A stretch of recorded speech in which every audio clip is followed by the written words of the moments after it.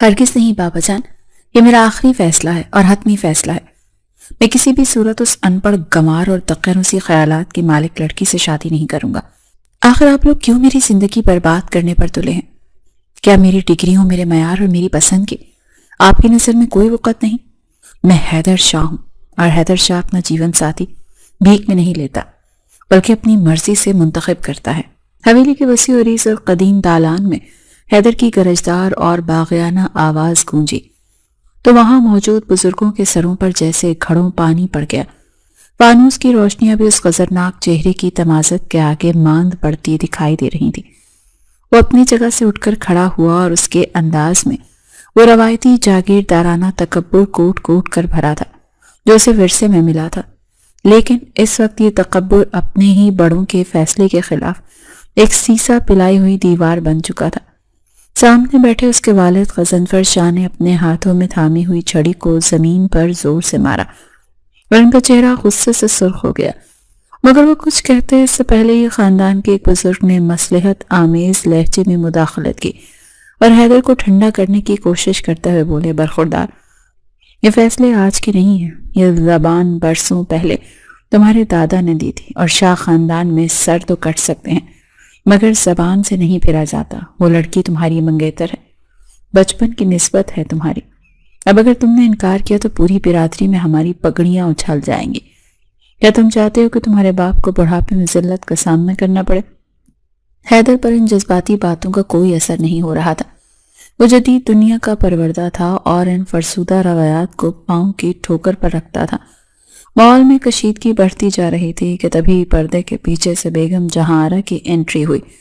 وہ جانتی تھیں کہ اس بگڑے ہوئے طوفان کو طاقت سے نہیں بلکہ حکمت اور محبت کی چاشنی میں ڈوبی ہوئی مکاری سے ہی روکا جا سکتا ہے۔ وہ آگے بڑھی اور حیدر کا ہاتھ پکڑ کر اسے خاموشی سے دوسرے کمرے میں لے گئی، جہاں انہوں نے اپنے آنچل سے آنسو پہنچنے کا ڈرامہ کرتے ہوئے انتہائی دکھ بھاری لہجے میں کہا، حیدر میری جان، کیا تم اپنی ماں کی سفید چادر کا بھرم بھی نہیں رکھو گے؟ میں جانتی ہوں کہ وہ لڑکی تمہارے معیار کی نہیں، وہ ان پڑھ ہے، دیہاتی ہے، مگر بیٹا فی الحال تم اپنے باپ کی عزت رکھ لو، بس نکاح کر لو تاکہ دنیا کے منہ بند ہو جائیں۔ بعد میں تمہیں کون روک سکتا ہے؟ چند دن کی بات ہے، پھر میں خود اسے تمہارے راستے سے ہٹا دوں گی، یا وہ حویلی کے کسی کونے میں پڑی رہے گی۔ تمہیں تو ویسے بھی بیرون ملک جانا ہے، تم آزاد ہو کے بس میری خاطر ایک کڑوا گھونٹ پی لو۔ ماں کی یہ دلیل حیدر کے دل و دماغ پر اثر کر گئی تھی۔ اسے لگا یہ سودا گھاٹے کا نہیں، اگر ایک ہاں کہنے سے آزادی اور باہر جانے کا پروانہ ملتا ہے اور باپ کی ناراضگی بھی دور ہوتی ہے تو حرج ہی کیا ہے۔ وہ لڑکی ویسے بھی اس کے لیے کسی بے جان شے سے زیادہ اہمیت نہیں رکھتی تھی جسے استعمال کر کے پھینکا جا سکتا تھا۔ چنانچہ اس نے ہتھیار ڈال دیے اور نیم دلی سے کاندھے اچکاتے ہوئے رضامندی ظاہر کر دی تھی۔ حیدر کی رضامندی کی خبر جنگل کی آگ کی طرح حویلی میں پھیل گئی اور شادی کی تیاریاں ہنگامی بنیادوں پر شروع ہو گئیں۔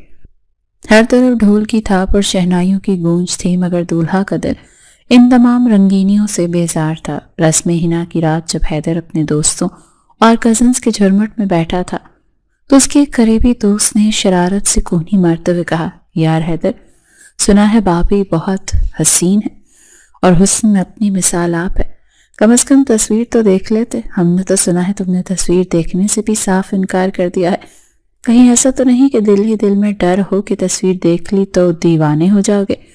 حیدر نے ایک حقارت بھری نظر دوست پر ڈالی اور سگریٹ کا دھواں فضا میں بکھیرتے ہوئے انتہائی مغرور اور سرد لہجے میں جواب دیا، تصویریں ان کی دیکھی جاتی ہیں جنہیں دل میں بسانا ہو یا جن کے ساتھ زندگی گزارنے کا ارادہ ہو۔ میرے لیے وہ محض ایک سمجھوتا ہے، ایک ایسی مجبوری جسے میں نے بہت جلد اپنی زندگی سے نکال باہر کرنا ہے۔ جب مجھے اسے چھوڑ ہی دینا ہے تو میں اس کی شکل دیکھ کر اپنی آنکھوں کا ذائقہ کیوں خراب کروں؟ میں حیدر شاہ ہوں اور میرا معیار وہ نہیں جو کسی گاؤں کی ان پڑھ لڑکی پر آ کر رک جائے۔ اس کے اس جملے پر دوستوں نے قہقہہ لگایا، لیکن وہ نہیں جانتا تھا کہ تقدیر اس کے اس جملے پر مسکرا رہی ہے۔ دوسری جانب گاؤں کے ایک پرسکون لیکن قدیم گھر میں وفا اپنی دادی کی گود میں سر رکھے خاموشی سے ان کی باتیں سن رہی تھی۔ دادی اسے سمجھا رہی تھی کہ میری بچی، میں حیدر کی دادا کی پھپھو کی بیٹی ہوں، ہمارا خون ایک ہے۔ حیدر میرا بیٹا ہے، اس نے بچپن میں ہی تمہیں مانگ لیا تھا، اب جب وعدے کی پاسداری کا وقت آیا ہے تو تمہیں یہ قربانی دینی ہوگی۔ وہ تھوڑا غصے کا تیز ضرور ہے مگر دل کا برا نہیں ہے۔ وفا جو کہ حقیقت میں ایک پڑھی لکھی اور باشعور لڑکی تھی، مگر حیدر کی ماں نے جان بوجھ کر اسے پورے خاندان میں ان پڑھ مشہور کر رکھا تھا تاکہ حیدر کو اس سے متنفر کیا جا سکے۔ وفا کے دل میں ایک عجیب سی ہلچل تھی، وہ جاننا چاہتی تھی کہ آخر وہ شخص کیسا ہے جس کے نام کی مہندی اس کے ہاتھوں پر سجنے والی ہے۔ کیا وہ واقعی اتنا ہی مغرور ہے جتنا سنا ہے، یا اس کے اندر کوئی نرم گوشہ بھی موجود ہے؟ یہی تجسس اسے اگلے روز اپنی دادی اور گھر والوں سے چھپ کر چوری چوری حویلی کے ساتھ ملحقہ گاؤں کے اس حصے میں لے آیا جہاں حیدر کی موجودگی کی اطلاع تھی۔ وہ بڑے بڑے کھیتوں کے درمیان سے گزرتے اپنی چادر میں خود کو چھپائے ڈرتے ڈرتے اس جگہ پہنچے جہاں لوگوں کا ہجوم تھا۔ اس نے ایک درخت کی اوٹ سے دیکھا، وہاں لنگر تقسیم ہو رہا تھا اور وہ شخص جسے وہ ایک مغرور شہزادہ سمجھتی تھی اس وقت سفید کرتا شلوار پہنے، سر پر رومال باندھے، پسینے میں شرابور اپنے ہاتھوں سے غریبوں اور مسکینوں کو کھانا کھلا رہا تھا۔ اس کے چہرے پر اس وقت وہ سختی نہیں تھی جو اس نے سن رکھی تھی، بلکہ ایک عجیب سا نور اور عاجزی تھی۔ وہ دھول اور مٹی سے اٹی ہوئی مخلوق کے درمیان ایسے گھلا ملا ہوا تھا جیسے وہ ان کا مسیحا ہو۔ وفا کی نظریں اس پر جم گئی تھیں، اسے لگا کہ جیسے وقت تھم گیا ہو۔ کھیتوں کی سرسبز ہریالی، پرندوں کی چہچہاہٹ اور فضا میں پھیلی ہوئی دیگی کھانے کی مہک سب جیسے پس منظر میں چلے گئے، اور منظر میں صرف حیدر شاہ رہ گیا۔ اس کا دل جو پہلے خوف سے دھڑک رہا تھا اب ایک انجانی سی خوشی اور محبت کے جذبے سے سرشار ہو کر زور زور سے دھڑکنے لگا۔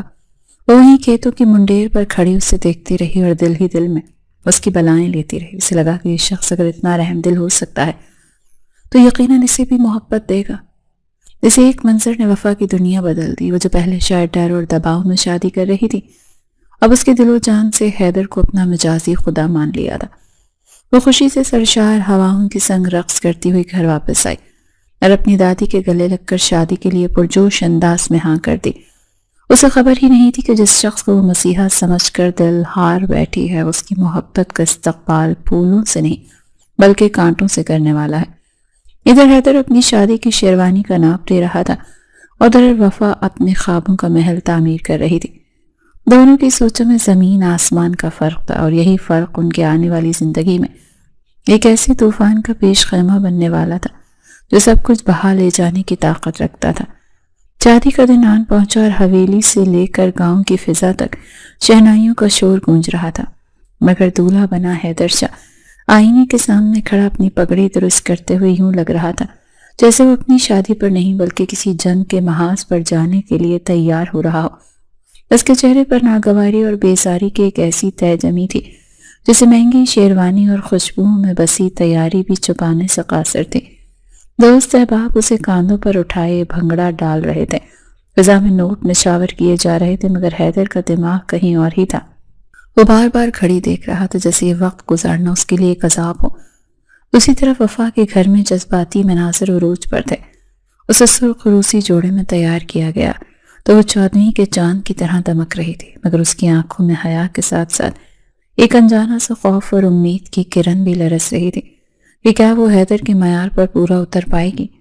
بارات جب گاؤں پہنچی تو استقبال کا شور آسمان کو چھو رہا تھا، لیکن حیدر کی گردن میں سریہ بدستور موجود تھا۔ نکاح کے وقت جب مولوی صاحب نے اس سے اجازت طلب کی تو اس نے قبول ہے اتنے سپاٹ اور سرد لہجے میں کہا جیسے کسی کاروباری ڈیل پر دستخط کر رہا ہو، جبکہ اس کے برعکس پردے کی اوٹ میں بیٹھی وفا نے جب یہ الفاظ ادا کیے تو اس کی آواز میں لرزش اور آنکھوں میں آنسو تھے جو ایک نئی زندگی کے آغاز کی گواہی دے رہے تھے۔ رخصتی کا منظر انتہائی رقت آمیز تھا۔ وفا اپنی دادی اور گھر کی دہلیز سے لپٹ کر روئی، مگر حیدر گاڑی میں بیٹھا اس جذباتی ڈرامے کو بیزاری سے دیکھ رہا تھا اور فون پر انگلیاں چلاتا رہا۔ آخرکار گاڑی حویلی کے پورچ میں آ رکی اور وفا حیدر شاہ کی دلہن بن کر اس کے بیڈ روم میں داخل ہوئی۔ کمرے کو پھولوں سے سجایا گیا اور فضا میں موتی اور گلاب کی مہک رچی بسی تھی۔ وفا گھونگھٹ نکالے بیٹھ کے وسط میں سمٹی ہوئی بیٹھی تھی اور اس کے دل کی دھڑکنیں کسی بے ترتیب ساز کی طرح سے بچ رہی تھی۔ تبھی دروازہ کھلا اور حیدر اندر داخل ہوا۔ اس نے آتے ہی اپنی پگڑی اتار کر صوفے پر اچھالی اور کمرے کا دروازہ لاک کرتے ہوئے مڑ کر بیڈ پر بیٹھی اپنی نئی نویلی دلہن کو دیکھا۔ اس کی نظروں میں ستائش کے بجائے تصحیق تھی۔ وہ آہستہ آہستہ چلتا ہوا اس کے قریب آیا اور بڑی ہی بے رحمی سے اس کا گھونگھٹ الٹ دیا۔ وفا نے گھبرا کر اپنی پلکیں اٹھائیں تو سامنے حیدر کا اسپاٹ چہرہ تھا۔ حیدر نے ایک گہری طنزیہ نظر اس کے میک اپ زدہ چہرے اور بھاری زیورات پر ڈالی اور پھر اس کے لبوں سے وہ الفاظ نکلے جنہوں نے وفا کے وجود میں کانٹے چبو دیے۔ واہ کیا کمال ہے کاریگری ہے، سنا ہے میک اپ کی تہیں تو کوئلے کو بھی ہیرا بنا دیتی ہیں۔ اب مجھے کیا پتا کہ ان مصنوعی رنگوں اور بھاری بھرکم زیورات کے پیچھے تمہاری اصل شکل کیسی ہے، اور سچ پوچھو تو مجھے جاننے کا شوق نہیں۔ تم جیسی لڑکیاں صرف مجبوری کا سودا ہوتی ہیں، محبت کا انتخاب نہیں، اس لیے یہ توقع مت رکھنا کہ میں تمہاری آرتی اتاروں گا۔ وفا کا دل جو کچھ دیر پہلے حیدر کی محبت کے خواب بن رہا تھا کرچی کرچی ہو کر بکھر گیا۔ اس کی آنکھوں میں تیرتے آنسو رخساروں پر بہہ نکلے، مگر حیدر کو اس کے آنسو سے کوئی غرض نہیں تھی۔ وہ اسے وہیں چھوڑ کر واش روم کی طرف بڑھ گیا۔ یہ ان کی زندگی کی پہلی رات تھی، مگر اس کا آغاز ہی دوری اور نفرت کی خلیج سے ہوا تھا، جسے پر کرنا شاید اب وفا کے بس کی بات نہیں تھی۔ حیدر کے واش روم جانے کے بعد کمرے میں چھائی خاموشی وفا کے لیے کسی سزا سے کم نہیں تھی۔ وہ جو ہزاروں ارمان دل میں سجائے اس دہلیز کو پار کر کے آئی تھی، اس کے تو وہم و گمان میں بھی نہیں تھا کہ اس کی پذیرائی یوں تذلیل اور حقارت سے کی جائے گی۔ اس کے کانوں میں حیدر کے وہ زہریلے الفاظ گونج رہے تھے کہ تم محض ایک مجبوری کا سودا ہو۔ ان الفاظ نے اس کی عزت نفس کو تار تار کر دیا تھا۔ اس نے کانپتے ہاتھوں سے اپنے بھاری زیورات اتارے اور ڈریسنگ ٹیبل کے سامنے کھڑے ہو کر آئینے میں اپنے عکس کو دیکھا جو آنسوؤں کی دھن میں دھندلا رہا تھا۔ اسے اپنے ہی عکس سے وحشت ہونے لگی۔ اس نے ٹیشو پیپر سے رگڑ رگڑ کر اپنا وہ میک اپ صاف کرنا شروع کر دیا جس کا حیدر نے مذاق اڑایا تھا۔ وہ اپنی اصل شکل، اپنی سادگی میں واپس آنا چاہتی تھی تاکہ دیکھ سکے کہ کیا واقعی وہ اتنی ناپسندیدہ ہے۔ جب وہ چہرہ دھو کر اور بھاری روسی لباس تبدیل کر کے ایک سادہ سے سوٹ میں ملبوس واش روم سے نکلی تو حیدر صوفے پر نیم دراز سگریٹ پی رہا تھا۔ کمرے میں دھوئیں کی کڑواہٹ اور عجیب سی گھٹن تھی۔ وفا نے اس کی طرف دیکھے بنا ایک تکیہ اور چادر اٹھائی اور خاموشی سے قالین پر بچھانے لگی، کیونکہ جس بستر پر اسے جگہ دینے سے انکار کیا گیا تھا وہاں لیٹنا اس کی غیرت کو گوارا نہیں تھا۔ حیدر اسے کنکھیوں سے دیکھ رہا تھا۔ میک اپ کے بغیر اس کا چہرہ دھلا دھلا اور صاف شفاف لگ رہا تھا۔ گیلی لٹیں اس کے گالوں پر چپکی ہوئی تھی اور آنکھوں میں تیرتے ہوئے ان کہے شکوے اسے نائٹ بلب کی مدھم روشنی میں بھی مزید پراسرار بنا رہے تھے۔ حیدر جو کچھ دیر پہلے تک نفرت اور بیزاری کا لبادہ اڑے ہوئے تھا، اچانک اس کے اندر ایک عجیب سی کشمکش نے جنم لیا۔ مردانہ آنا ایک طرف تھی، لیکن ایک ہی کمرے میں تنہائی اور ایک حلال رشتے کی موجودگی کا احساس۔ دوسری طرف وہ نظریں ہٹانے کی کوشش کرتا رہا، لیکن کمرے کی فضا میں رچی وفا کے وجود کی خوشبو اس کے اعصاب پر سوار ہونے لگی۔ وفا قالین پر لیٹ کر آنکھیں موند چکی تھی یا شاید سونے کا ڈرامہ کر رہی تھی۔ حیدر کا ضبط ٹوٹنے لگا۔ وہ اٹھا اور بے اختیار اس کے قریب جا کر بیٹھ گیا۔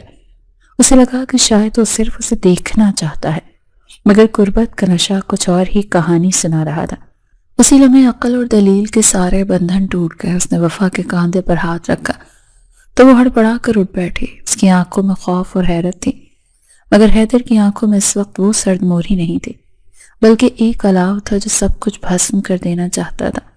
اور پھر اس رات کے سناٹے میں حیدر شاہ اپنی ہی کہی ہوئی باتوں سے پھر گیا، اور جسے وہ مجبوری کہہ رہا تھا اسی کے حصار میں قید ہو گیا۔ اس نے وفا کو وہ حق دے دیا جس رشتے کا تقاضا تھا، مگر یہ قربت محبت کی نہیں بلکہ لمحاتی جذبات اور شکست خوردہ انا کی تھی۔ اگلی صبح جب کھڑکیوں سے سورج کی کرنیں چھن کر اندر آئیں تو وفا کی آنکھ کھلی تو اس کے لبوں پر ایک شرمیلی مسکراہٹ تھی۔ رات کے واقعات نے اسے یقین دلا دیا تھا کہ حیدر کی نفرت محض ایک دکھاوا تھی اور اب وہ ہمیشہ کے لیے ایک ہو چکے ہیں۔ وہ ایک نئی امید اور سرشاری کے ساتھ بستر سے اٹھی اور فریش ہونے کے لیے واش روم چلی گئی۔ ادھر حیدر کی آنکھ کھلی تو اسے رات کے واقعے پر شدید پچھتاوا اور الجھن محسوس ہوئی۔ اسے لگا وہ اپنی کمزوری کے ہاتھوں شکست کھا گیا ہے۔ وہ ابھی اسی ادھیڑ بن میں تھا کہ اس کا فون بج اٹھا۔ اسکرین پر ٹریول ایجنٹ کا نمبر جگمگا رہا تھا۔ اس نے کال ریسیو کی تو دوسری طرف سے نوید سنائی گئی کہ سر آپ کی فلائٹ میں صرف 2 گھنٹے باقی ہیں، سب انتظامات مکمل ہیں، آپ فوراً ایئرپورٹ پہنچیں۔ یہ کال حیدر کے لیے کسی غیبی مدد سے کم نہ تھی۔ اس بھاگتے ہوئے لمحے میں اسے اپنی غلطی سدھارنے اور اس بندھن سے فرار کا بہترین راستہ نظر آیا۔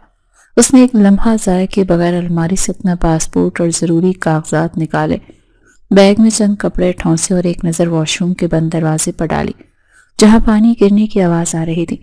وفا اندر اپنے سنہرے مستقبل کے خواب بن رہی تھی اور باہر حیدر اس کے حال کو ویران کرنے کی تیاری مکمل کر چکا تھا۔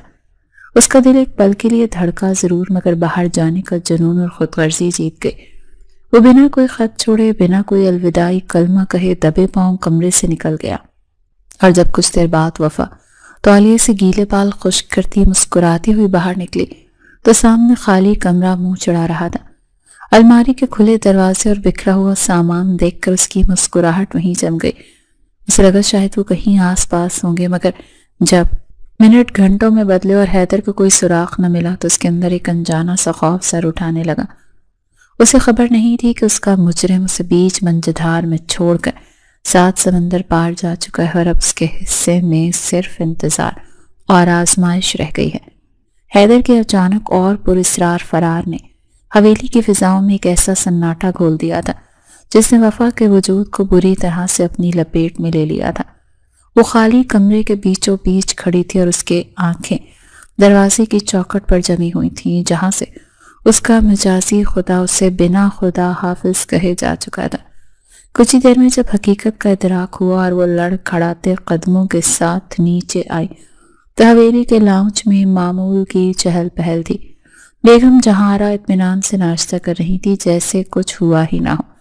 وفا نے لرزتے ہونٹوں سے حیدر کے بارے میں پوچھا تو بیگم جہاں نے چائے کی پیالی میز پر رکھتے ہوئے بڑے ہی اسپاٹ اور سرد لہجے میں وہ انکشاف کیا جس نے وفا کے پیروں تلے سے زمین نکال دی۔ ارے تمہیں حیدر نے نہیں بتایا؟ وہ تو اپنی فلائٹ پکڑنے ایئرپورٹ جا چکا ہے، اس کا مستقبل باہر ہے۔ یہاں وہ تم جیسی دیہاتی لڑکی کے ساتھ اپنا وقت کیوں برباد کرتا؟ اس نے مجھ سے وعدہ کیا تھا کہ وہ نکاح کر لے گا، سو اس نے کر لیا۔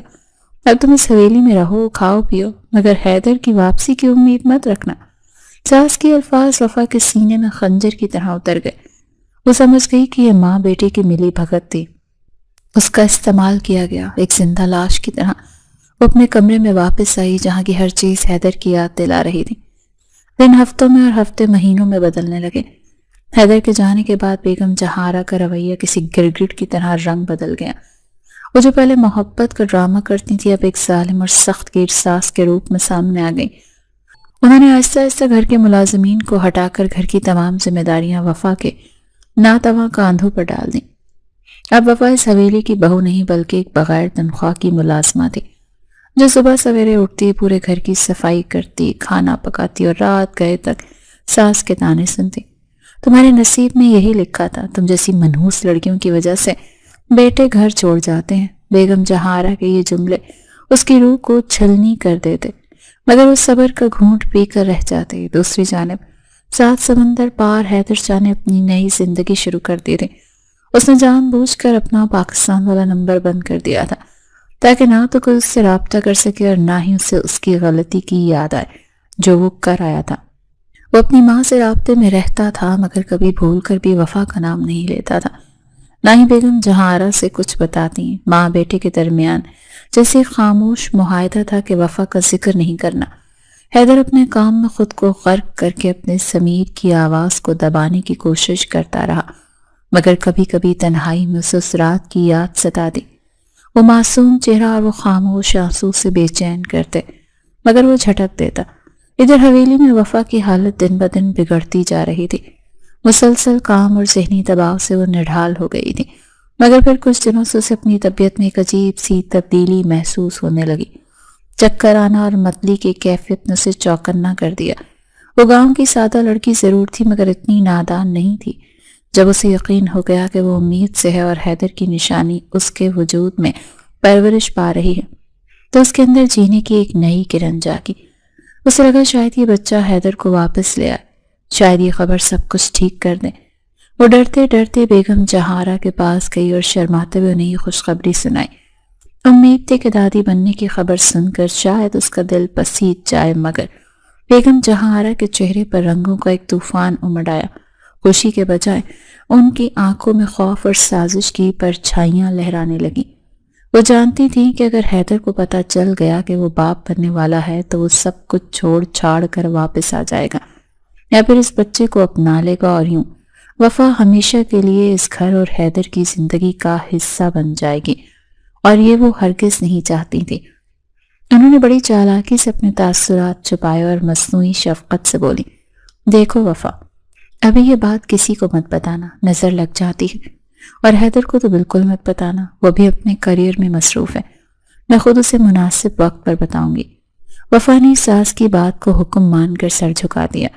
اسے کیا خبر تھی کہ اس کی ساس اس کی کوکھ میں پلنے والی امید کو بھی اپنی نفرت کی بھینٹ چڑھانے کا منصوبہ بنا رہی ہے۔ اسی شام حیدر کا فون آیا۔ اس نے رسم دنیا نبھانے کے لیے سرسری سے پوچھا، سب خیریت ہے وہاں؟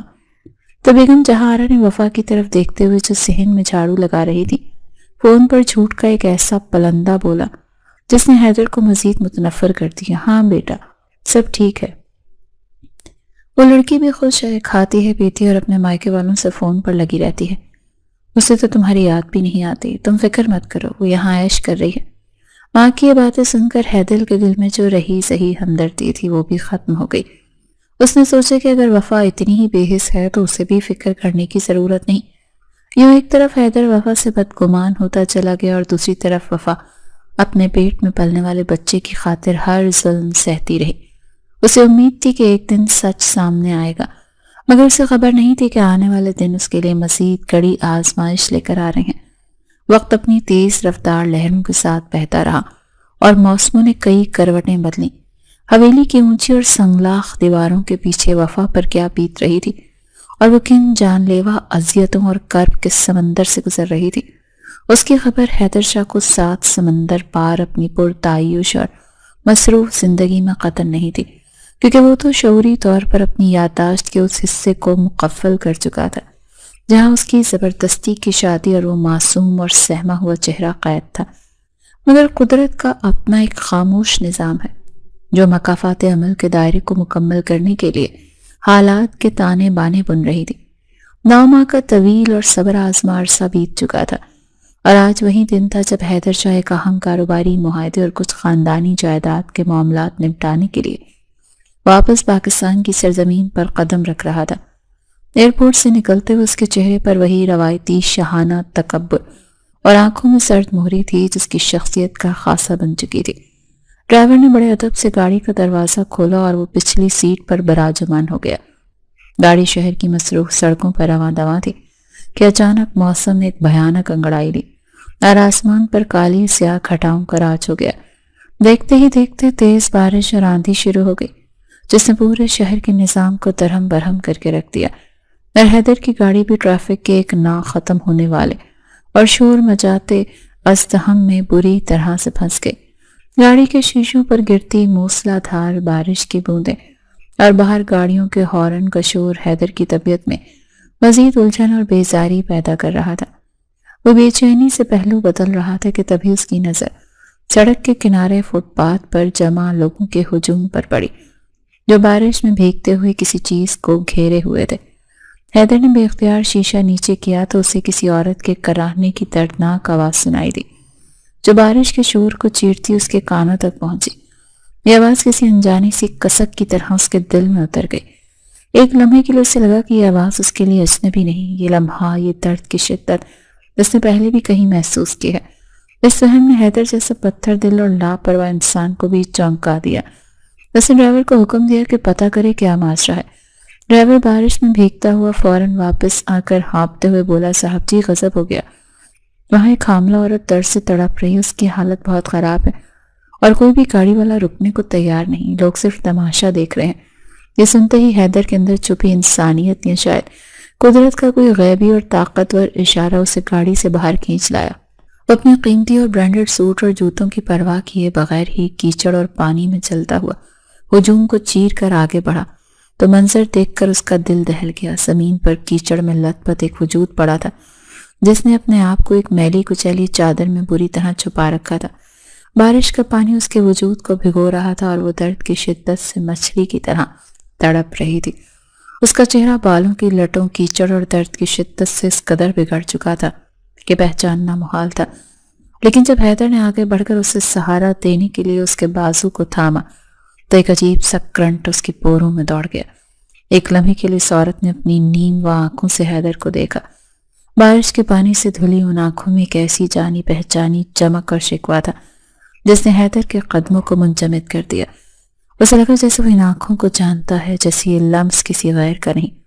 اس کے لاشعور نے چیخ کر کہا یہ وفا ہے، مگر اس کے شعور نے فوراً جھٹک دیا کہ نہیں، وفا تو حویلی کی محفوظ حصار میں ہے، وہ یہاں سڑک پر لاوارثوں کی طرح کیسے ہو سکتی ہے؟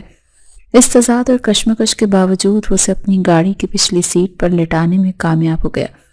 وفا درد کی شدت سے نیم بے ہوشی کے عالم میں تھی اور حیدر کو پہچاننے سے قاصر تھی، مگر اس کے لبوں سے نکلنے والی ہر آہ حیدر کے دل پر ہتھوڑے کی طرح لگ رہی تھی۔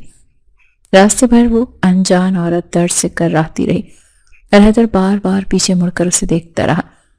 ایک عجیب سی بے چینی، ایک نامعلوم سا خوف اور ایک گھبراہٹ اسے اپنی گرفت میں لے رہی تھی۔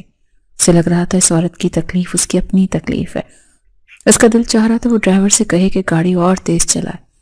اسپتال پہنچتے ہی ڈاکٹرز اور نرسز نے اسے اسٹریچر پر ڈالا اور ایمرجنسی وارڈ کی طرف بھاگے۔ حیدر باہر راہداری میں ٹہلنے لگا۔ اس کے کپڑے کیچڑ اور سنجان عورت کے خون سے آلودہ ہو چکے تھے، مگر اسے کوئی پرواہ نہیں تھی۔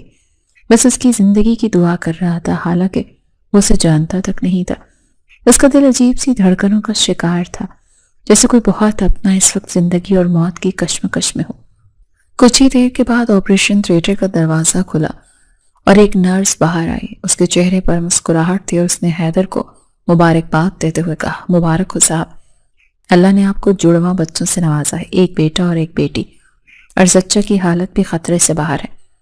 نرس نے اسے شوہر سمجھتے ہوئے خوشخبری سنائی تو حیدر ایک لمحے کے لیے ہکا بکا رہ گیا۔ وہ تردید کرنا چاہتا تھا کہ اس کا شوہر نہیں ہے، مگر پھر اس کے لب سل گئے۔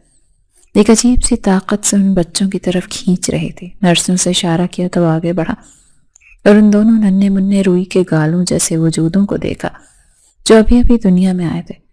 جیسے ہی حیدر کی نظر ان معصوم چہروں پر پڑی، اس کے دل میں ایک ایسا دھماکہ ہوا جس نے اس کے وجود کی بنیادیں ہلا دیں۔ وہ جسے خون کی کشش کہتے ہیں، اس نے حیدر کو جکڑ لیا۔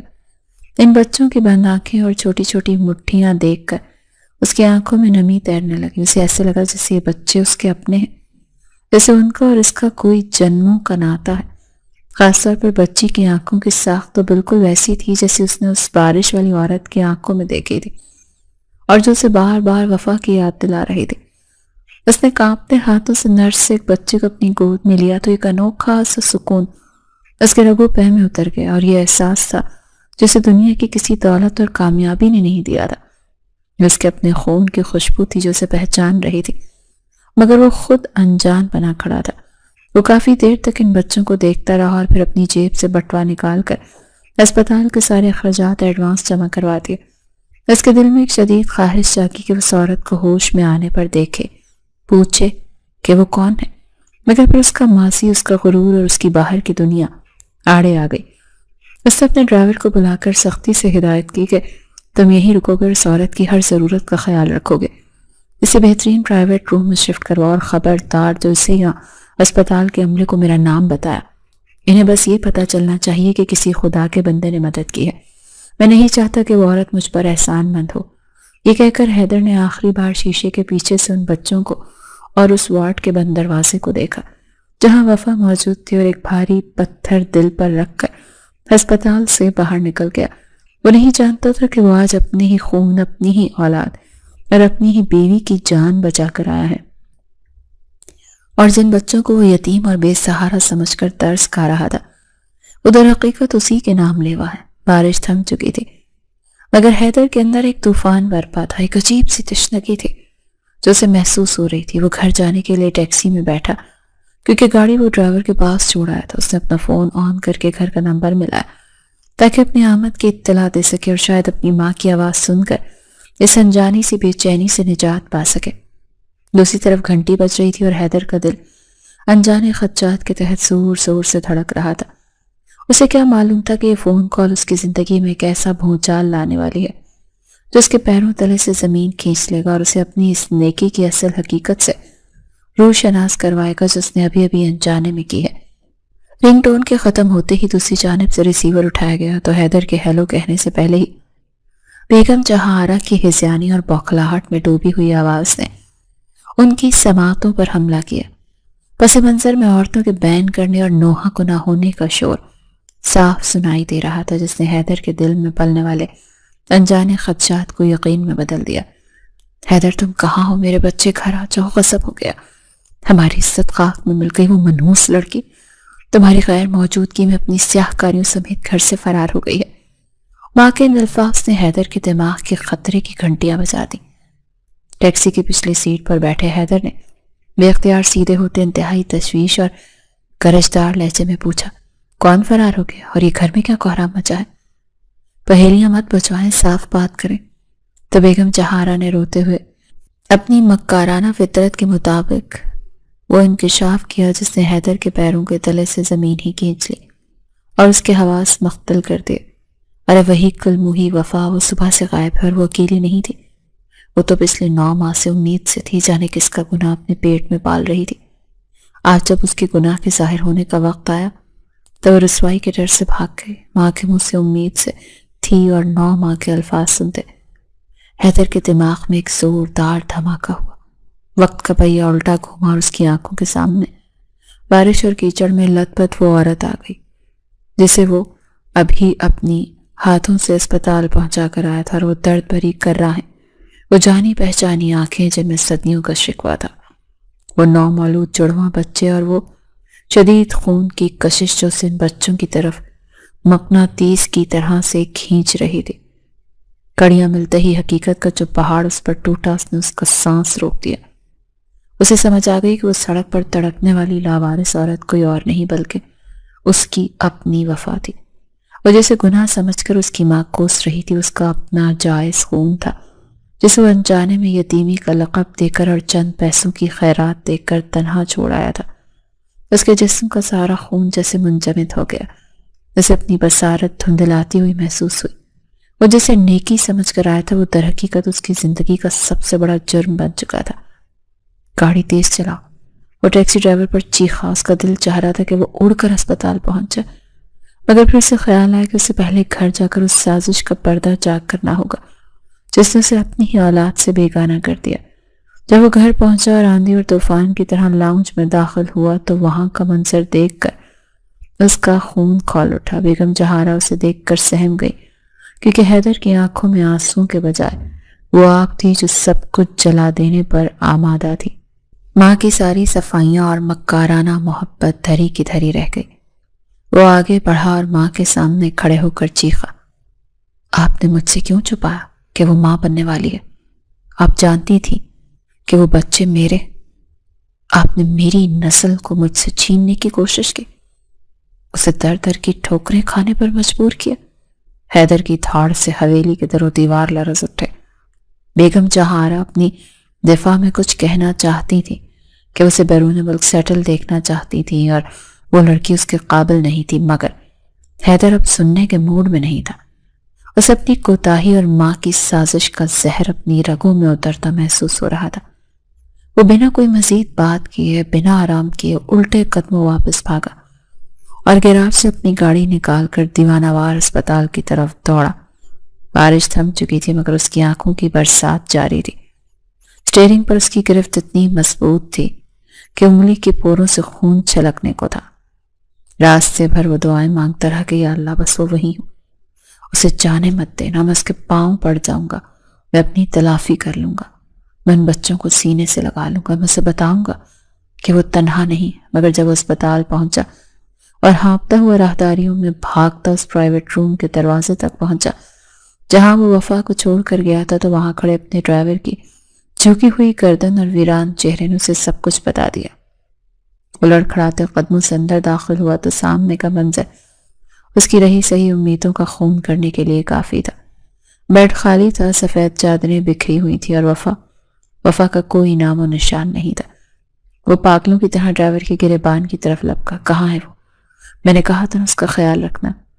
ڈرائیور نے لرزتی ہوئی آواز میں بتایا، صاحب جی وہ ہوش میں آتے ہی بچوں کو سینے سے لگا کر پاگلوں کی طرح رونے لگی۔ جب نرس نے بتایا کہ ایک نیک آدمی سارا بل ادا کر گیا ہے اور پرائیویٹ روم بک کروایا ہے تو وہ چونک گئی۔ اس نے پوچھا وہ کون تھا؟ نرس نے حلیہ بتایا تو وہ سمجھ گئی کہ وہ آپ تھے۔ ان کے چہرے پر ایک عجیب سی سختی آ گئی۔ صاحب اس نے وہیں کھڑے کھڑے قسم کھائی کہ جس شخص نے مجھے اور میرے بچوں کو لاوارث چھوڑا تھا اس کی خیرات پر نہیں پلوں گی۔ حیدر شاہ کا سایہ بھی میرے بچوں پر نہیں پڑنا چاہیے۔ میں نے بہت روکا، منتیں کی، مگر وہ کسی زخمی شیرنی کی طرح چیخ رہی تھی۔ وہ پچھلے دروازے سے نکل گئی صاحب۔ حیدر کے ہاتھوں کی گرفت ڈرائیور کے گریبان سے ڈھیلی پڑ گئی۔ وہ وہیں دیوار کے ساتھ ٹیک لگا کر زمین پر بیٹھ گیا۔ اس کے ہاتھوں سے وہ موقع ریت کی طرح پھسل چکا تھا جو قدرت نے اسے تلافی کے لیے دیا تھا۔ وہ جس تاوان وفا کو ادا کرنے آیا تھا وفا اسے ٹھکرا کر جا چکی تھی۔ کمرے میں پھیلی ہوئی دعاؤں کی بو اور خالی بستروں کی ویرانی حیدر کا منہ چڑھا رہی تھی۔ اب اس کے پاس سوائے پچھتاوے، میلوں پھیلی تنہائی اور ان چند لمحوں کی یاد کے سوا اور کچھ نہیں بچا تھا۔ جب اس نے اپنے بچوں کو گود میں لیا تھا اس نے سر گھٹنوں میں دے دیا اور پہلی بار حیدر شاہ کسی بچے کی طرح پھوٹ پھوٹ کر رو دیا۔ اسپتال کے اس ویران کمرے سے نکلنے کے بعد حیدر شاہ کی زندگی کا محور بدل چکا تھا۔ وہ شخص جو کبھی اپنی انا کے گھمنڈ میں زمین پر پاؤں نہیں رکھتا تھا اب دیوانوں کی طرح شہر کی خاک چھان رہا تھا۔ اس نے اپنی حویلی، اپنا کاروبار اور اپنی تمام تر مصروفیات کو پس پشت ڈال دیا اور اس کا صرف ایک ہی مقصد رہ گیا کہ کسی طرح وفا کو ڈھونڈ نکالے اور اس کے قدموں میں گر کر اپنے گناہوں کا کفارہ ادا کر سکے۔ اس نے شہر کے ہر چھوٹے بڑے اسپتال، کلینک اور ہر وہ جگہ جہاں کسی کے پناہ لینے کا گمان ہو سکتا تھا چھان ماری۔ پولیس اسٹیشنز میں رپورٹ درج کروائی، پرائیویٹ سراغ رساں پیچھے لگا دیے، مگر وفا کو تو جیسے زمین کھا گئی تھی، آسمان نکل گیا تھا۔ حویلی میں اس کی ماں اسے روکنے کی کوشش کرتی رہی، اسے سمجھاتی رہی کہ وہ ایک بھاگی ہوئی لڑکی کے لیے خود کو ہلکام نہ کرے، مگر حیدر نے پہلی بار اپنی ماں کی آنکھوں میں آنکھیں ڈال کر انہیں خاموش کروا دیا کہ اس لڑکی کی بد دعا ہے جس نے میرا سکون چھین لیا اور اب میں تب تک چین سے نہیں بیٹھوں گا جب تک اسے واپس نہیں لے آتا۔ دوسری طرف وفا دنیا کی نظروں سے اوجھل اپنی ایک پرانی اور مخلص سہیلی کے گھر پناہ لیے ہوئے تھی جو شہر کے ایک پسماندہ علاقے میں کرائے کے مکان میں رہتی تھی۔ وفا نے اپنے زیورات بیچ کر اپنی سہیلی کی مدد سے اور وہیں اپنے جڑواں بچوں کے ساتھ ایک نئی زندگی کی شروعات کر دی۔ وہ ہر وقت خوفزدہ رہتی کہ کہیں حیدر شاہ اس تک پہنچ نہ جائے اور اسے اس کی جینے کی واحد وجہ یعنی کہ اس کے بچے نہ چھین لے۔ وہ بچوں کو سینے سے لگا کر گھنٹوں بیٹھی رہتی اور حیدر کے دیے گئے زخموں کو یاد کر کے اپنے دل کو پتھر کرتی رہتی۔ ادھر جب حیدر کی تمام کوششیں ناکام ہو گئی تو اس نے سوشل میڈیا کا سہارا لیا۔ اس نے اخبارات اور سوشل میڈیا پر اشتہارات چلوا دیے کہ جو کوئی بھی حیدر شاہ کی بیوی اور بچوں کی خبر دے گا اسے منہ مانگا انعام دیا جائے گا۔ یہ خبر جنگل کی آگ کی طرح پھیلی اور اسی آگ کی تپش وفا کی سہیلی کے گھر تک بھی پہنچ گئی۔ وفا کی سہیلی کا شوہر جو ایک لالچی اور موقع پرست انسان تھا، جب اس نے انعام کی بھاری رقم کا سنا تو اس کی نیت ڈول گئی۔ اس نے سوچا کہ یہ موقع بار بار نہیں ملے گا۔ وفا تو ویسے بھی ان پر بوجھ بنی ہوئی ہے کیونکہ اسے اس کے امیر شوہر کے حوالے کر کے اپنی قسمت بدل لی جائے۔ اسی لالچ کے زیر اثر اس نے وفا اور اپنی بیوی سے چھپ کر حیدر شاہ کے دیے گئے نمبر پر رابطہ کر لیا اور اسے وفا کا بتا دیا۔ حیدر کے لیے یہ خبر کسی زندگی کی نوید سے کم نہ تھی۔ وہ پاگلوں کی طرح اپنی گاڑی دوڑاتا ہوا اس تنگ و تاریک گلی میں پہنچا جہاں وفا چھپی ہوئی تھی۔ جب اس نے دروازے پر دستک دی اور وفا نے دروازہ کھولا تو سامنے حیدر کو کھڑا دیکھ کر اس کے آسان خطا ہو گئے۔ اس کا رنگ ہلدی کی طرح سرد پڑ گیا اور وہ فوراً پیچھے ہٹی جیسے کسی سانپ کو دیکھ لیا ہو۔ اس نے جلدی سے اپنے بچوں کو اپنی پشت کے پیچھے چھپا لیا اور خوفزدہ آواز میں چیخ گئی، خبردار، میرے بچوں کے قریب مت آنا، میں جانتی ہوں تم یہی کرو گے۔ تم میری مامتا چھیننے آئے ہو، چلے جاؤ یہاں سے ورنہ میں جان دے دوں گی۔ وفا کا یہ روپ دیکھ کر حیدر کی تو رہی صحیح ہمت بھی جواب دے گئی۔ وہ جو اسے منانے اور ساتھ لے جانے کے لیے آیا تھا اس کے خوف اور نفرت نے اسے توڑ کر رکھ دیا تھا۔ حیدر نے وہیں دہلیز پر سب کے سامنے گھٹنوں کے بل بیٹھ کر ہاتھ جوڑ دیے۔ اس کی آنکھوں سے آنسوں کا سیلاب رواں تھا۔ میں چھیننے نہیں آیا وفا، میں تو بھیک مانگنے آیا ہوں۔ میں ان بچوں کا باپ نہیں بننا چاہتا۔ اگر تم میری شریک حیات نہیں بنو گی مجھے اپنی غلطی کا احساس ہے، مجھے معاف کر دو، خدا کے لیے مجھے ایک موقع دے دو۔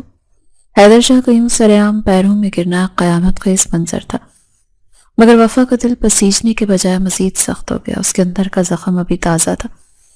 اس نے نفرت سے حیدر کو دیکھا اور کہا، تمہارے آنسو میری تذلیل کا مداوع نہیں کر سکتے حیدر شاہ۔ تم نے مجھے اس وقت ٹھکرایا تھا جب مجھے تمہاری سب سے زیادہ ضرورت تھی، اور اب جب میں نے جینا سیکھ لیا تو تم واپس آ گئے۔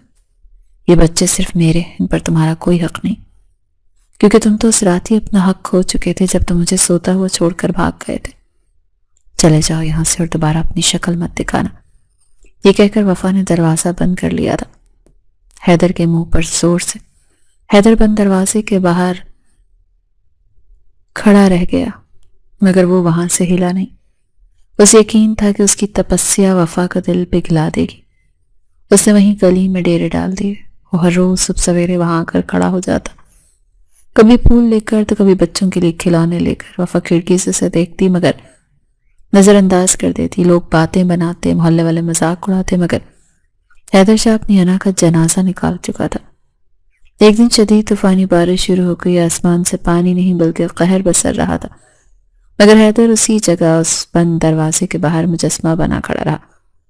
پانی اس کے سر سے گزر کر پیروں تک بہہ رہا تھا۔ وہ سردی سے کانپ رہا تھا، مگر اس کی نظریں وفا کی کھڑکی پر جمی ہوئی تھی۔ وفا نے جب پردہ ہٹا کر دیکھا تو اس کا دل ایک لمحے کے لیے دھڑکا، ضرور کہیں وہ بیمار نہ ہو جائے۔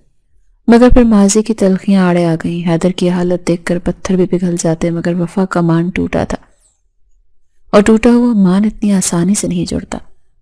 حیدر نے بھی تہیہ کر لیا کہ وہ پیچھے نہیں ہٹے گا، چاہے جان ہی کیوں نہ چلی جائے، کیونکہ وہ جان گیا تھا کہ وفا اور بچوں کے بغیر اس کی زندگی تو بے معنی ایک شور کے سوا اور کچھ بھی نہیں ہے، جسے اندر ہی اندر کھا رہا تھا۔ وہ ہر گزرتے لمحے کے ساتھ موت کے قریب اور وفا کی دہلیز کا فقیر بنتا جا رہا تھا۔ اسے خبر نہیں تھی کہ قدرت اس کے صبر کا امتحان ایک اور بڑے حادثے کے ساتھ لینے والی ہے، جو فیصلہ کن ثابت ہوگا۔ بارش تھم چکی تھی، مگر گلی میں پھیلا ہوا کیچڑ اور فضا میں رچی ہوئی نمی اس طوفان کی گواہی دے رہی تھی جو کچھ دیر پہلے یہاں سے گزرا، اور بالکل ایسے ایک طوفان وفا کے دل میں بھی برپا تھا جسے چین لینے نہیں دے رہا تھا۔ وہ کھڑکی کی اوٹ سے مسلسل گلی میں کھڑے اس شخص کو دیکھ رہی تھی جو سردی سے ٹھٹر رہا تھا۔ اس کے قیمتی کپڑے کیچڑ میں لت پت تھے اور چہرے پر کئی دنوں کی بڑھی ہوئی شیف اس کی زبوحالی کا پتہ دے رہی تھی۔ حیدر شاہ کی یہ حالت دیکھ کر وفا کے دل میں ایک ٹیس تو اٹھی، مگر ماضی کے زخموں نے فوراً اسے ہمدردی کا گلا گھونٹ دیا۔ آخرکار اس کے صبر کا پیمانہ لبریز ہو گیا۔ وہ غصے سے بھری ہوئی گھر سے باہر نکلی اور تیز قدموں سے چلتی ہوئی حیدر کے سامنے جا کر کھڑی ہوئی۔ حیدر نے جب اسے اپنے سامنے دیکھا تو اس کی بے نور آنکھوں میں زندگی کی ایک چمک لوٹ آئی۔ کچھ کہنے والا تھا کہ وفا نے ہاتھ کے اشارے سے اسے روک دیا اور انتہائی تلخ لہجے میں بولی، تم آخر چاہتے کیا ہو حیدر شاہ؟ کیوں تماشا بنا رکھا ہے تم نے گلی میں؟ کیا ابھی بھی تمہاری تسلی نہیں ہوئی؟ کیا ابھی مجھے مزید ذلیل کرنا باقی ہے؟ میں نے کہا تھا نا کہ چلے جاؤ یہاں سے، میرے اور میرے بچوں کی زندگی میں تمہارے لیے کوئی جگہ نہیں ہے، تم میرے لیے مر چکے ہو۔ وفا کے الفاظ تیروں کی طرح حیدر کے وجود میں پیوست ہو رہے تھے، مگر وہ اپنی جگہ سے ایک انچ بھی نہیں ہلا۔ اس نے لرزتے ہوئے ہونٹوں کے ساتھ جواب دیا، میں جانتا ہوں میں مجرم ہوں وفا، مگر مجرم کو بھی صفائی کا ایک موقع تو دیا جاتا ہے۔ میں یہاں سے تب تک نہیں جاؤں گا جب تک تم مجھے معاف نہیں کر دیتی یا پھر میری جان نہیں نکل جاتی۔ اب فیصلہ تمہارے ہاتھ میں ہے۔ حیدر کی سٹائی اور ضد نے وفا کے غصے کو مزید ہوا دے دی۔ اسے لگا یہ شخص ابھی بھی اپنی انا کے خول میں بند ہے اور اسے جذباتی طور پر بلیک میل کر رہا ہے۔ ٹھیک ہے، اگر تم نہیں چاہتے تو میں ہی کہیں چلی جاتی ہوں جہاں تمہارا سایہ بھی مجھ تک نہ پہنچ سکے۔ یہ کہہ کر وفا نے نفرت سے اسے دھکا دیا اور سڑک پار کرنے کے لیے مڑی۔ حیدر جو کمزوری اور تھکن سے نڈھال تھا اس دھکے کی تاب نہ لا سکا اور لڑکھڑا کر سڑک کے عین وسط میں جا گرا۔ اسی لمحے مخالف سمت سے آنے والی ایک تیز رفتار گاڑی نے ہارن بجایا، مگر تب تک بہت دیر ہو چکی تھی۔ زوردار دھماکے کی آواز گونجی، پھر ٹائروں کے رگڑنے کی، چنگھاڑنے کی، گلی کے سناٹے کو چیر کر رکھ دیا۔ وفا جو سڑک کے دوسرے کنارے پہنچ چکی تھی اس آواز پر دل تھام کر مڑی تو سامنے کا منظر دیکھ کر اس کے حلق سے ایک فلک شگاف چیخ نکل گئی۔ حیدر شاہ سڑک پر خون میں لت پت پڑا تھا اور گاڑی کا ڈرائیور ہجوم اکٹھا ہوتے ہی دیکھ فرار ہو چکا تھا۔ یہ وہ لمحہ تھا جب وفا کے اندر کی ساری نفرت، ساری انا اور سارا غصہ اس بہتے ہوئے خون کے ساتھ بہہ گیا۔ اسے اچانک احساس ہوا کہ اس شخص کے بغیر رہنے کا دعویٰ تو کر سکتی تھی، مگر اسے کھونے کا تصور بھی نہیں کر سکتی تھی۔ وہ دیوانہ وار بھاگتی اس کے پاس پہنچی اور اس کا سر اپنی گود میں رکھ لیا۔ حیدر کی آنکھیں بند ہو رہی تھی، اس کے سر سے بہتا خون وفا کے کپڑوں کو رنگین کر رہا تھا۔ حیدر آنکھیں کھولو، تمہیں کچھ نہیں ہوگا، میں تمہیں کچھ ہونے نہیں دوں گی، وہ پاگلوں کی طرح چلا رہی تھی۔ لوگوں کی مدد سے اس نے فوراً ایمبولینس میں ڈالا گیا اور اسے اسپتال کی طرف روانہ ہوئی، جہاں کچھ عرصہ پہلے حیدر اسے لے کر گیا تھا۔ راستے پر وفا اس کا ہاتھ تھامے دعائیں مانگتی رہی۔ اسے وہ وقت یاد آ رہا تھا جب وہ خود موت اور حیات کی کشمکش میں تھی اور حیدر اس کا مسیحا بنا تھا۔ آج قدرت میں باسی پلٹ تھی، آج مسیحا خود محتاج تھا اور جس نے ٹھکرایا وہی اس کی زندگی کی بھیک مانگ رہی تھی۔ اسپتال پہنچتے اسے فوراً آپریشن تھیٹر میں منتقل کر دیا گیا کیونکہ خون بہت زیادہ بہہ چکا تھا اور سر پر گہری چوٹ آئی تھی۔ آپریشن تھیٹر کے باہر سرخ بتی چل رہی تھی اور بینچ پر بیٹھی وفا کی نظریں اس بتی پر جمی ہوئی تھی۔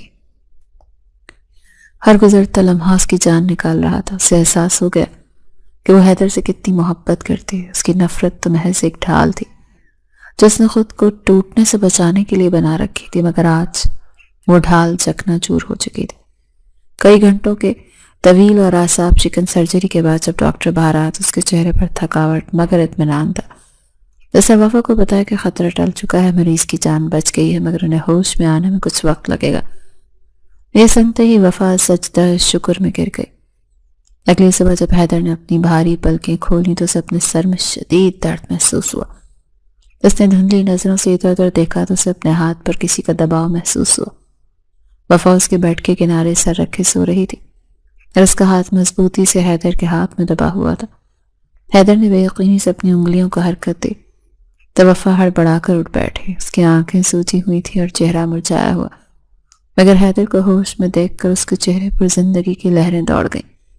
حیدر نے کمزور آواز میں سے پکارا وفا، تو وفا کا ضبط ٹوٹ گیا۔ اس کے سینے پر سر رکھ کر پھوٹ پھوٹ کر روتی، مجھے معاف کر دو وفا، میں نے تمہاری قدر نہیں کی، میں بھٹک گیا تھا۔ حیدر نے مشکل سے ہاتھ اٹھا کر اس کے سر پر رکھا۔ وفا نے آنسو پہنچتے ہوئے اس کے لبوں پر انگلی رکھتی اور بھررائی ہوئی آواز میں بولی، نہیں حیدر، اب کوئی معاصی کی بات نہیں ہوگی، تم نے اپنی سزا کاٹ لی۔ کل جب تمہیں خون میں لت پت دیکھا تو مجھے احساس ہوا کہ میں بچوں کو باپ کے سائے سے محروم نہیں کر سکتی، نہ ہی خود کو تم سے دور رکھ سکتی ہوں۔ تم ہی میرا مان ہو اور تم ہی میری پہچان۔ حیدر کی آنکھوں سے بھی آنسو بہہ نکلے۔ یہ ندامت کے نہیں بلکہ تشکر کے آنسو تھے۔ کچھ دنوں بعد جب حیدر اسپتال سے ڈسچارج ہوا تو وہ اکیلا نہیں تھا۔ وفا اور اس کے دونوں بچے بھی اس کے ساتھ تھے۔ جب وہ حویلی میں واپس آیا تو بیگم چہارہ سر جھکائے گیٹ پر کھڑی تھی۔ وہ اپنے کیے پر شرمندہ تھی اور بیٹے کی اس حالت نے ان کا سارا غرور خاک میں ملا دیا تھا۔ انہیں اور حیدر دونوں کو آج یہ سمجھ آ گیا تھا کہ خاندان کا مان کاغذ کی ڈگریوں سے نہیں بلکہ وفا اور کردار سے قائم رہتا ہے۔ حیدر نے آگے بڑھ کر ماں کو گلے لگایا اور پھر وفا کا ہاتھ پکڑ کر انہیں عزت اور احترام سے حویلی کے اندر لے گیا۔ اب حویلی کے در و دیوار پر ویرانی نہیں بلکہ بچوں کی کلکاریاں گونج رہی تھی۔ حیدر شاہ جو کبھی رسم و روایات اور انا کا قیدی تھا، اب محبت کا اسیر بن چکا تھا۔ اسے سمجھ آ گئی تھی کہ اصل خاندانی وقار تکبر میں نہیں بلکہ اپنے کو جوڑ کر رکھنے اور اپنی غلطی تسلیم کر لینے میں ہے۔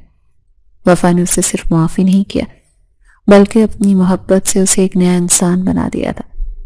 یہ کہانی جو نفرت اور مجبوری سے شروع ہوئی تھی اب ایک ایسے لازوال بندھن میں بن چکی تھی جسے موت کے سوا کوئی جدا نہیں کر سکتا تھا۔ اور یوں تاوان وفا ادا ہو گیا اور زندگی اپنی تمام تر خوبصورت رنگوں کے ساتھ مسکرا اٹھی۔